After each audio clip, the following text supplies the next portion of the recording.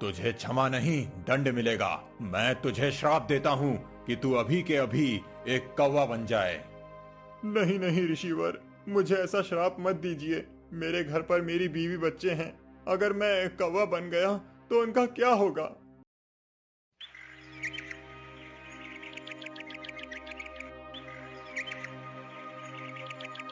रामकिशन के घर।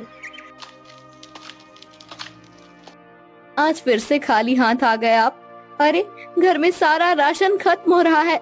बच्चों के स्कूल की फीस भरनी है, घर का किराया भी देना है, कितने सारे खर्चे करने बाकी हैं। लेकिन आप हैं कि दूसरा कोई काम करना ही नहीं है आपको। पता नहीं और आपको कितने साल ऐसे लकड़ियां काट काट कर गुजारा करना पड़ेगा। अरे, अब नहीं मिलती ज्यादा लकड़ियां तो क्या करूं? और मैं कोई दूसरा काम नहीं कर सकता, ये तो तुम्हें पता है। लकड़ियां काटना हमारा खानदानी काम है, मैं इसे नहीं छोड़ सकता। तो क्या हम हमेशा ऐसे ही रहेंगे? मैं तंग आ गई हूँ इस गरीबी से। तुम चिंता मत करो, मैंने सुना है कि गांव के बाहर जंगल में कई पेड़ हैं। मैं कल से वहां जाकर लकड़ियां तोड़कर फिर उन्हें बेचकर घर आऊंगा। देखता हूँ थोड़े पैसे मिल जाएं तो। अगली सुबह रामकिशन लकड़ियां तोड़ने अपनी कुल्हाड़ी लेकर जाने लगा। अनीता, कुछ खाने को दे दो, साथ लेकर जाता हूँ। जंगल के बीच पता नहीं कितना समय लगेगा। जी, सब्जी तो नहीं है, सिर्फ सूखी रोटी है, वही ले जाइए। रामकिशन जंगल में आ गया। वह आकर, अरे वाह, यहाँ तो बहुत बड़े बड़े पेड़ हैं। मुझे पहले ही यहाँ आना चाहिए था। अगर पहले आ जाता तो ज्यादा लकड़ियाँ काट कर ज्यादा पैसे कमाता। अनीता की शिकायत भी थोड़ी कम हो जाती। चलो कोई नहीं, पहले नहीं तो अभी ही सही। चलो काम पर लग जाओ रामकिशन। रामकिशन लकड़ियां तोड़ने लगा। बहुत देर लकड़ियां तोड़ने के बाद वो थक गया और बैठ गया। उसने अपनी साथ लाई हुई रोटी खाई और पानी पी लिया। फिर तोड़ी हुई लकड़ियों की 2 गड्डियां बनाई और उन्हें सर पर उठाकर ले जाने लगा। गांव में आकर, लकड़ियाँ ले लो, सूखी हुई लकड़ियाँ ले लो। अरे भाई, लकड़ियाँ ले लो। कोई भी रामकिशन की लकड़ियां नहीं खरीद रहा था। रामकिशन आगे जाने लगा। वो बहुत थक गया था। उसे लग रहा था कि अब इतनी सारी लकड़ियां उसे घर ले जाने पड़ेंगी। तभी, अरे ओ लकड़ी वाले, जरा रुको तो। जी मालिक, आपको लकड़ी चाहिए क्या? हाँ चाहिए तो, लेकिन दाम कितना है एक गड्डी का? जी 50 रुपए। क्या, एक गड्डी का 50 रुपए? ये तो बहुत महंगा है। मालिक, अगर दोनों गड्डियां एक साथ ले लो तो मैं 80 रुपए में दे दूंगा। इतनी महंगी लकड़ी? ये लकड़ी तुम अपने घर में तो नहीं बनाते, ऐसे ही कहीं से तोड़ कर लाते हो। फिर इतने ज्यादा दाम क्यों रखते हो? 60 रुपए में देते हो तो ले लेता हूँ दोनों गड्डियाँ। मालिक, लकड़ी तो ऐसे ही लाते हैं, लेकिन उसे तोड़ने के लिए मेहनत भी तो लगती है। कितनी दूर जंगल में जाना पड़ता है, सूखा पेड़ ढूंढना पड़ता है, फिर लकड़ी के छोटे छोटे टुकड़े करके उसकी गड्डियां बनानी पड़ती हैं। अब इतनी मेहनत का कुछ तो फल मिलना चाहिए ना। चलो, ये बात भी ठीक है। ना तुम्हारा ना मेरा। तुम ये दोनों गड्डियाँ मुझे 70 रुपए में दे दो। देखो, वहीं थोड़ी दूर पर मेरा एक ढाबा है। मुझे चूल्हा जलाने के लिए रोज बहुत सारी लकड़ियों की जरूरत पड़ती है। अगर तुम मुझे कम दाम में लकड़ी दे दोगे तो मैं तुमसे ही खरीदूंगा। और चलो, ढाबे पे जो बचा हुआ खाना होगा उसमें से भी थोड़ा तुम्हें दे दूंगा। अब तो ठीक है? ठीक है मालिक, आप 70 रुपए में ले लीजिए ये सब लकड़ियां। मैं कल भी आपके ढाबे पर पहुंचा दूंगा। सूखी राम को लकड़ी बेचकर उसके ढाबे से थोड़ा खाना लेकर रामकिशन घर आ गया। ये क्या लेकर आए हैं? खुशबू तो बड़ी अच्छी आ रही है। लगता है आज बहुत ज्यादा पैसे मिले हैं। ज्यादा तो नहीं, लेकिन एक ग्राहक मिला है जिसे रोज लकड़ियों की जरूरत पड़ती है। ये लो, उसी ने ये खाना दिया है और ये 70 रुपए 2 गड्डियों के। क्या 2 गड्डियों से सिर्फ 70 रुपए? आप तो एक गड्डी 50 रुपए में बेचते हो। 30 रुपए का घाटा। अरे वो छोड़ो, ये देखो कि रोज के लिए एक ग्राहक मिल गया। हाँ, पैसे थोड़े कम हैं, लेकिन ठीक है, उसके बदले में खाना भी तो दे रहा है ना। ऐसे ही दिन बीत रहे थे। एक दिन जब रामकिशन लकड़ी तोड़ रहा था, तब उसके हाथ से उसकी कुल्हाड़ी छूट गई और चींटियों के बाम्बी पर गिर गई। उस बाम्बी से कड़कड़ ऐसी आवाज आई। अरे ये क्या, लगता है चींटियों की बनाई हुई ये बाम्बी टूट गई। अब चींटियां बाहर आएंगी और मुझे काटने लगेंगी। चलो अभी जाता हूँ यहाँ से। रामकिशन जा ही रहा था कि उसे पीछे से आवाज आई। रुको मूर्ख। रामकिशन ने मुड़कर देखा तो उसके सामने पूरे शरीर पर मिट्टी लगे हुए एक ऋषि खड़े थे। मूर्ख, तूने मेरी बरसों की आराधना को तोड़ दिया है। मुझे माफ कर देना ऋषिवर, मेरे हाथ से ये गलती से कुल्हाड़ी छूट गई और इस छत्ते पर जाकर गिरी। मुझे लगा कि अब ये चींटियां बाहर आकर मुझे काट लेंगी, इसीलिए मैं भाग रहा था। तुझे क्षमा नहीं, दंड मिलेगा। मैं तुझे श्राप देता हूँ कि तू अभी के अभी एक कौवा बन जाए। नहीं नहीं ऋषिवर, मुझे ऐसा श्राप मत दीजिए। मेरे घर पर मेरी बीवी बच्चे हैं, अगर मैं कौवा बन गया तो उनका क्या होगा? क्रोध में आकर मेरे मुख से तुम्हारे लिए ये श्राप निकल गया। अब मैं उसे वापस नहीं ले सकता, लेकिन तुम्हें उसका निवारण बता सकता हूँ। जब भी किसी पुण्य आत्मा के हाथ से तुम खाना खाओगे, तब तुम अपने असली रूप में आ जाओगे। लेकिन ऋषिवर, आप भी तो पुण्य आत्मा हैं। मैं एक ऋषि हूँ। तुम्हें एक ऐसा पुण्य आत्मा ढूंढना है जो बिना किसी स्वार्थ के छोटे से छोटे जीव के प्रति जीव दया रखे। ऋषि के श्राप की वजह से रामकिशन कौवा बन गया। कौवा बनते ही रामकिशन हवा में उड़ने लगा। हे भगवान, ये सब क्या हो गया? अब मुझे कहाँ मिलेगी ऐसी पुण्य आत्मा? रामकिशन उड़ते हुए एक नदी के किनारे पहुंचा। वहां उसने देखा कि कुछ लोग काव काव ऐसे बोलकर कौवे को बुला रहे थे। उनके सामने खाने की चीजें रखी थी। अरे वाह, लगता है ये लोग कौवे को बुलाकर खाना खिला रहे हैं। चलो जाकर देखता हूँ, शायद इनमें से ही कोई वो पुण्य आत्मा हो। रामकिशन वहां आकर थाली में रखा हुआ खाना खाने लगा। अरे ये क्या, इन लोगों ने तो खुद मुझे बुलाया था। वैसे तो लोग कौवे को देखकर उड़ा देते हैं। मैंने तो यहाँ खाना खा लिया, लेकिन फिर भी मैं कौवा ही बना हूँ। चलो कहीं और जाकर देखना पड़ेगा। रामकिशन वहां से उड़कर आगे जाने लगा। आगे जाकर रामकिशन सूखी राम के ढाबे के पास चला गया। अरे मैं कितना बुद्धू हूँ। सुखी राम तो रोज मेरे और मेरे परिवार के लिए खाना देता है, तो उससे बड़ी पुण्य आत्मा तो कोई और हो ही नहीं सकता। देखता हूँ कि कब सुखी राम बाहर आकर खाना डालता है। उसके हाथों का खाना खाकर तो मैं तुरंत ही फिर से इंसान बन जाऊंगा। रामकिशन वहीं एक पेड़ के टहरी पर बैठकर इंतजार करने लगा। कुछ देर के बाद सूखी राम हाथ में कुछ थालियां लेकर आया और उसने उन थालियों को बाहर धोने के लिए रख दिया। सूखी राम के जाते ही रामकिशन ने वहां आकर थाली में बचा हुआ खाना खा लिया, लेकिन फिर भी वो वैसे के वैसे ही था। रामकिशन उड़ते उड़ते ऋषि के पास आया और ऋषिवर, आपने तो कहा था कि मुझे ऐसी पुण्य आत्मा ढूंढना है जो किसी भी जीव के प्रति जीव दया रखे। आज मुझे नदी के किनारे कुछ लोग दिखे जो कौवे को बुला बुलाकर खाना दे रहे थे। मैंने उनके पास जाकर उनकी थाली में से खाना खा लिया। फिर मैं सुखी राम के ढाबे पर गया। सुखी राम तो मुझे रोज खाना देता है। वो सारी थालियां पंछी, कुत्ते, बिल्लियों के लिए रख देता है। मैंने उसकी हाथ की थाली से भी खाना खा लिया, फिर भी मैं इंसान क्यों नहीं बना? बेटा, तुम जिन लोगों के बारे में बात कर रहे हो, उन दोनों के दिलों में स्वार्थ की भावना थी। पहले तुम नदी तट पर गए। वहां के लोग उनके किसी परिजन की आत्मा की शांति के लिए श्राद्ध कर्म कर रहे थे। उसमें उनका स्वार्थ था कि उन्हें पितृदोष ना लगे। वहीं सुखी राम कुत्ते, बिल्ली और पंछियों को जो खाना छोड़ता है, वो बाकी लोगों की खाई हुई थाली में बचा हुआ होता है। अगर सुखी राम के मन में जीव दया होती तो वो उनके लिए अलग से थाली बनाकर रखता।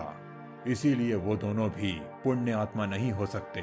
तुम्हें और खोज करनी होगी। ऋषि की बात समझकर रामकिशन फिर से पुण्य आत्मा की खोज में उड़ने लगा। गांव से बहुत दूर उसे एक छोटा सा झोपड़ा दिखाई दिया। झोपड़े के छत पर जाकर बैठ गया। उसने देखा कि उस झोपड़े के आंगन में पानी और अनाज की छोटी छोटी कटोरियां रखी हुई थी। तभी उसे कुछ आवाज सुनाई दी। अरे ये आप क्या कर रहे हैं जी? यहाँ तो हमारे खाने के लाले पड़े हैं और आप ये रोज रोज पंछियों के लिए अनाज के दाने रख रहे हैं। घर में सिर्फ 4 मुट्ठी चावल थे, उसमें से आप 2 मुट्ठी इन कटोरियों में रख दिए। अब हम क्या खाएंगे? मुझे पता है कि घर में अनाज नहीं बचा है, लेकिन जब खुद का पेट भरा हुआ हो तब भूखे को खाना खिलाने में क्या मजा है। असली इंसानियत तो वो है जब हम खुद आधे पेट रहें और भूखे का पेट भरने में मदद करें। लेकिन हम ही क्यों जी? दुनिया में करोड़ों लोग हैं, वो भी इन पक्षी और जानवरों के बारे में सोच सकते हैं।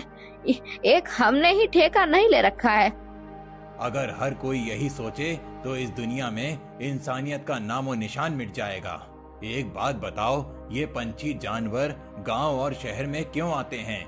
क्योंकि हम इंसानों ने इनके रहने खाने की जगह छीन ली है।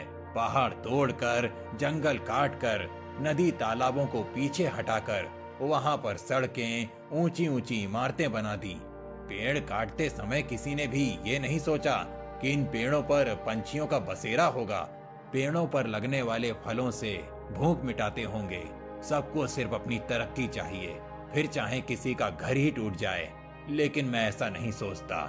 कुदरत ने जितना हक हमको दिया है यहाँ रहने का, उतना ही उन सभी जीवों को भी दिया है। हमारा क्या है, हम तो बूढ़े हो गए हैं, पता नहीं और कितनी जिंदगी बाकी है। लेकिन जब तक जिंदा हैं, तब तक इन्हें खाना खिलाकर संतोष मिलेगा मुझे। ऐसा कहकर दादा अनाज खाते हुए पंछियों को प्यार से निहारने लगे। रामकिशन भी नीचे आकर उनके रखे हुए एक कटोरी से खाना खाने लगा। अनाज का एक दाना उसके मुंह में जाते ही रामकिशन पहले जैसा बन गया। उसे ऐसे अचानक देखकर, अरे ये क्या, कौन हो तुम और ऐसे अचानक कैसे प्रकट हो गए? आप सच में एक पुण्य आत्मा हैं। मैं आपको सब बताता हूँ। पहले मैं आपका धन्यवाद करना चाहता हूँ। आपकी वजह से मैं असली रूप में आ गया। आपका बहुत बहुत धन्यवाद। फिर रामकिशन ने रिसीवर वाली सारी कहानी दादाजी को बताई। ऐसी कोई बात नहीं बेटा, मैं तो सिर्फ अपना कर्म कर रहा हूँ। नहीं बाबा, आप नहीं जानते कि आपने मुझ पर कितने उपकार किए हैं। आपके दिल में सच में बहुत जीव दया है। रामकिशन खुश होकर अपने घर आ गया। उस दिन के बाद रामकिशन बहुत मेहनत करके तरक्की करने लगा। धीरे धीरे उसके अच्छे दिन आ गए।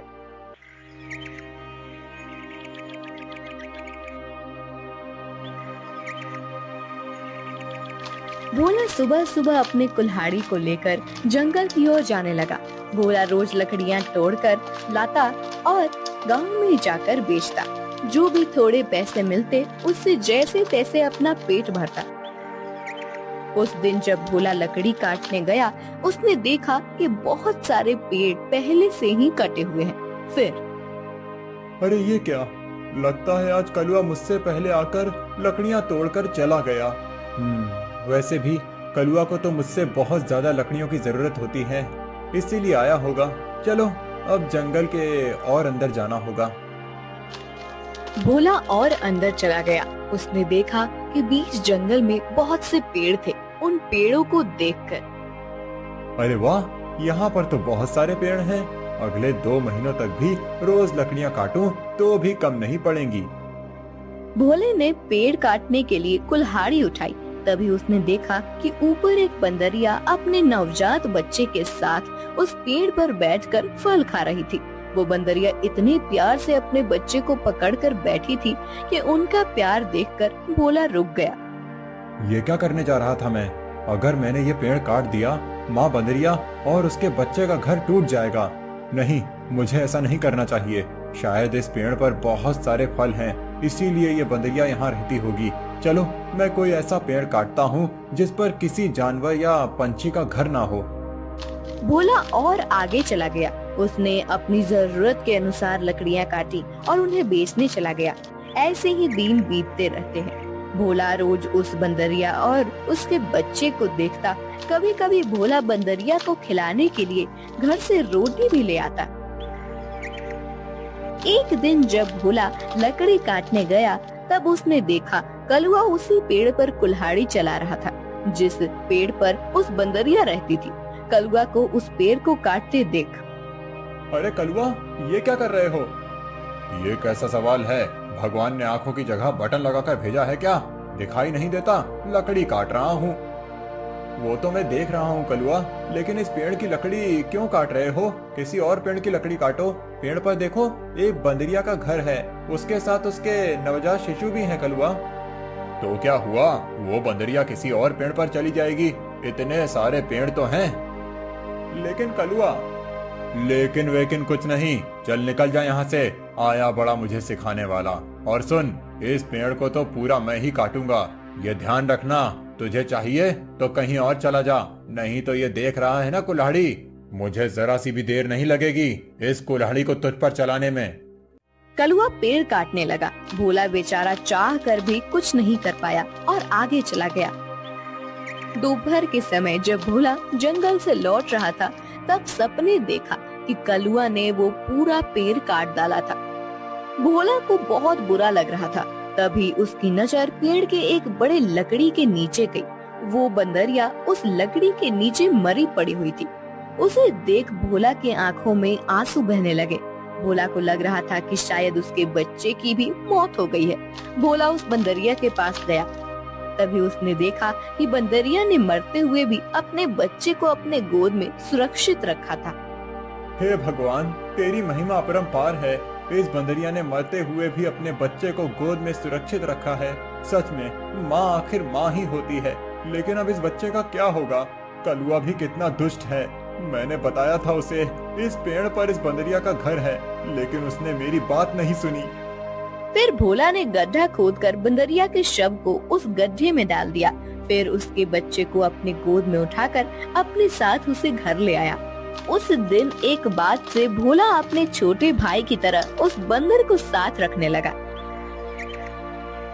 एक दिन भोला लकड़ी काटने गया था, तब क्यों भोला, सुना है तूने किसी बंदर को पाल रखा है?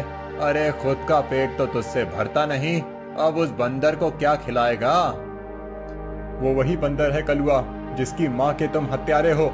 मैंने तुम्हें कहा था कि उस पेड़ पर उस बंदरिया का घर है, फिर भी तुमने वो पेड़ काट दिया। वो बंदरिया पेड़ से गिरकर मर गई, इसीलिए मुझे इंसानियत के नाते उस बंदर को अपने साथ ले जाना पड़ा। अगर मैं उसे नहीं ले जाता तो इस जंगल में ऐसे ही उसकी मौत हो जाती। हाँ, तो तू बड़ा दयावान है ना। सारी दुनिया की इंसानियत और अच्छाई एक तुझ में ही भरी हुई है ना। कलुआ, मेरी तुमसे विनती है कि आगे से तुम कोई भी पेड़ काटते समय थोड़ा ध्यान दो कि किसी जानवर पंछी का घर न टूटे। ए भोला, मैंने पहले भी एक बार तुझसे कहा था कि तू मुझे मत सिखा। जब तूने कुल्हाड़ी हाथ में लेना सीखा था ना, उसके कई साल पहले से मैं लकड़ी काट रहा हूँ। तू कौन होता है मुझे सिखाने वाला? रुक, तुझे अभी मजा चखाता हूँ। ऐसा कहकर कलुआ ने भोला को पीटना शुरू कर दिया। उसे पीटने के बाद भोला को उसने चेतावनी भी दी कि आगे से अगर वो इस गांव में लकड़ी काटने के लिए आएगा तो उसे अपनी जान से हाथ धोना पड़ेगा। बेचारा भोला घर आ गया और बंदर से बात करने लगा। चलो दोस्त, अब इस गांव से हमारा दाना पानी उठ गया है। उस कलुआ ने मुझे पीटकर साफ साफ चेतावनी दे दी है। अब अगर जान बचानी है तो इस गांव को छोड़कर जाना ही बेहतर होगा। चलो, हम कहीं और जाकर हमारी अपनी दुनिया बसाएंगे। भोला बंदर को अपने कंधे पर बिठाकर गांव से कहीं दूर जाने के लिए निकल गया। दिन बीत रहे थे और भोला दर बदर भटकते हुए काम की तलाश कर रहा था। ना तो उसे काम मिल रहा था और ना उसके रहने का कोई ठिकाना था। जैसे तैसे अपने लिए और बंदर के लिए वो एक वक्त का खाना जुटा पा रहा था। एक दिन ऐसे ही वो थक कर एक पेड़ के नीचे बैठा हुआ था। बंदर उसकी गोद में सोया हुआ था। तभी वहाँ एक योगी बाबा आए। प्रणाम योगी बाबा। कल्याण हो पुत्र। एक बात बताओ, तुम इस बंदर को ऐसे गोद में लेकर क्यों बैठे हो? बाबा, इसने अपनी माँ को खो दिया है। इसका इस दुनिया में कोई नहीं है, इसीलिए मैं इसे अपने साथ अपने घर ले आया था। लेकिन हमारे गांव के एक गुंडे की वजह से मुझे गांव छोड़ना पड़ा। अब मैं काम और सर पर छत ढूंढते हुए दर दर भटक रहा हूँ। पुत्र, तुम्हारा हृदय सच में कोमल है। तुमसे किसी का भी दुख नहीं देखा जाता। तुमने इस अनाथ बंदर की जिम्मेदारी लेकर इसे एक परिवार दिया है। तुम अगर चाहो तो मेरे साथ मेरे आश्रम में रह सकते हो। मेरे आश्रम में मेरे कुछ शिष्य रहते हैं और कई बार कितने साधु भी आते हैं। उनके भोजन और रहने की व्यवस्था की जिम्मेदारी अगर तुम उठाओ तो मुझे बहुत आनंद होगा।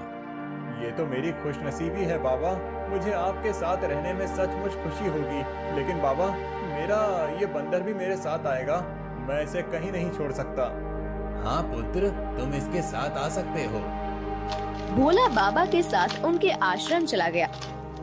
भोला अब योगी बाबा के आश्रम में सफाई, भोजन व्यवस्था, हवन की सामग्री ले आना, बाबा जी के शिष्यों की सहायता करना, ऐसे सारे काम करने लगा। भोला का बंदर हमेशा उसके साथ रहता था। योगी बाबा भोला का काम और उसकी काम के प्रति निष्ठा देखकर खुश थे। बाबा हमेशा अपने बाकी शिष्य और साधुओं से भोला की तारीफ करते थे।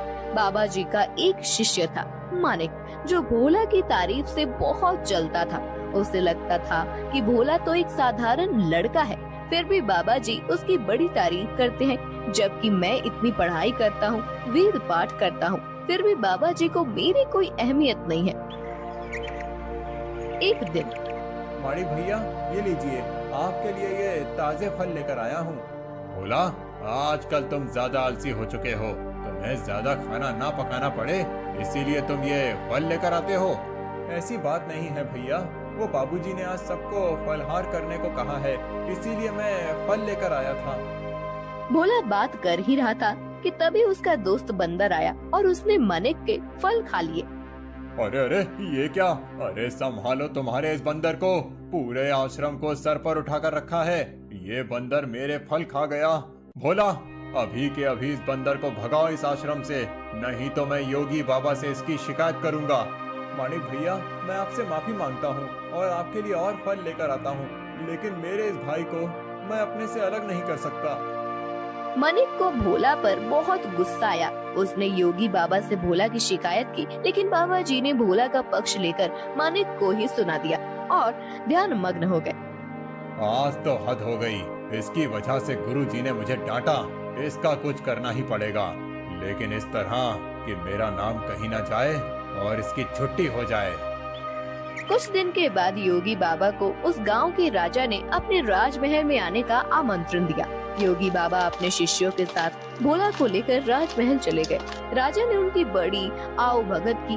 2 दिन राजमहल में रहने के बाद सब आश्रम लौट गए।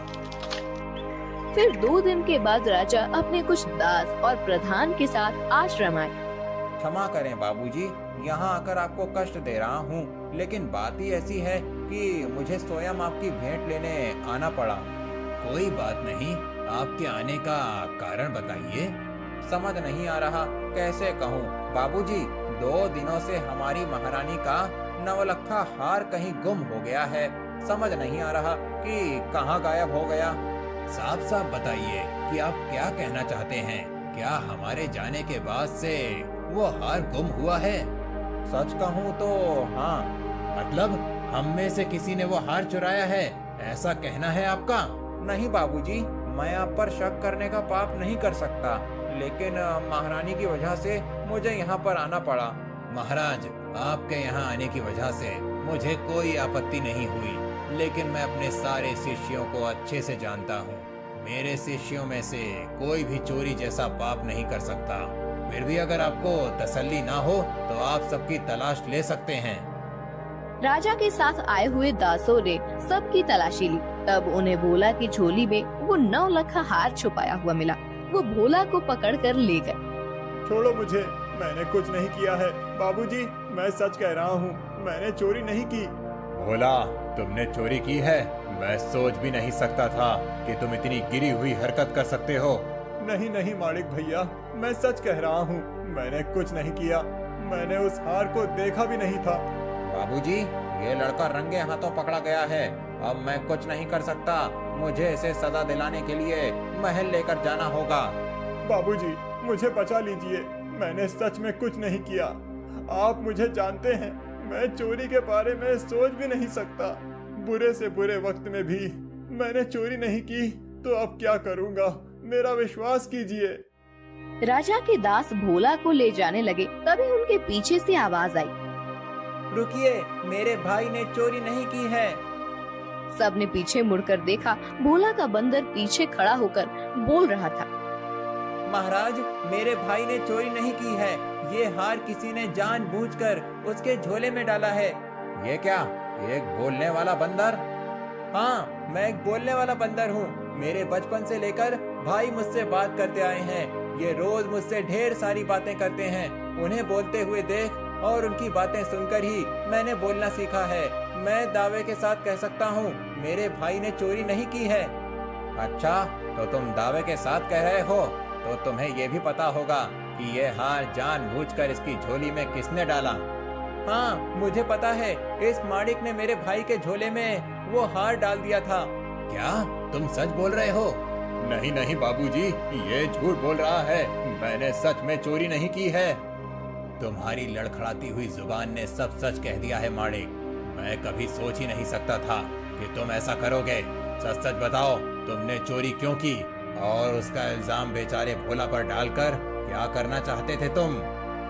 मानिक ने अपनी जलन के बारे में सब सच सच बाबा जी को बता दिया। महारानी के हार की चोरी के जुर्म में मानिक को पकड़ लिया गया। फिर भोला, तुम्हारा ये बंदर सच में बड़े काम का है। ये हमारे राज्य की बड़ी मदद कर सकता है। मैं चाहता हूँ कि तुम इसके साथ हमारे राज्य के गुप्तचर बन जाओ और हमारे शत्रुओं की गतिविधियों पर नजर रखो। इस बंदर पर किसी को शक नहीं होगा और तुम आसानी से सब पर नजर रख पाओगे। इस काम के बदले में तुम्हें बहुत धन दिया जाएगा। राजा जी की बात भोला को सही लगी। योगी जी ने उसमें हामी भरी। भोला अब राज्य का पहला ऐसा गुप्तचर बन गया जिसका साथी एक बंदर था।